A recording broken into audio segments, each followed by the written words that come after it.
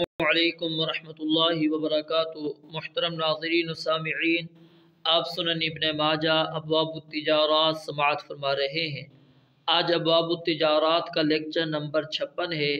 باب الحیوان بالحیوان نسیئة، کہ حیوان کی حیوان سے ادھار بیع کرنا۔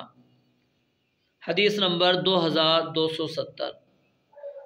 حدثنا عبد الله بن سعيد حدثنا عبدة بن سليمان عن سعيد بن أبي عروبة عن قتادة عن الحسن عن سمورة بن جندب أن رسول الله صلى الله عليه وسلم نهى عن بيع الحيوان بالحيوان نسيئة۔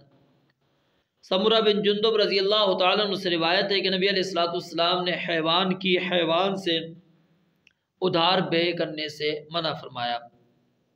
حدثنا عبد الله بن سعيد حدثنا حفص بن غياث وابو خالد عن حجاج عن ابي الزبير عن جابر ان رسول الله صلى الله عليه وسلم قال لا بأس بالحيوان واحدا باثنين يدا بيد وكرهه نسيئة۔ یہ روایت سند کے اعتبار سے ضعیف ہے۔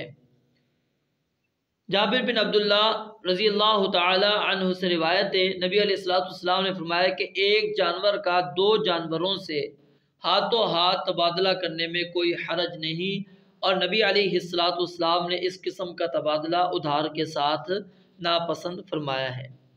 یاد رکھیے، جانور کا جانور کے ساتھ تبادلہ کرنا جائز ہے، جس طرح سونے کا سونے کے ساتھ، چاندی کا چاندی کے ساتھ، یا سونے کا چاندی کے ساتھ، چاندی کا سونے کے ساتھ، جیسا کہ شرائط پیچھے آپ نے سن لی۔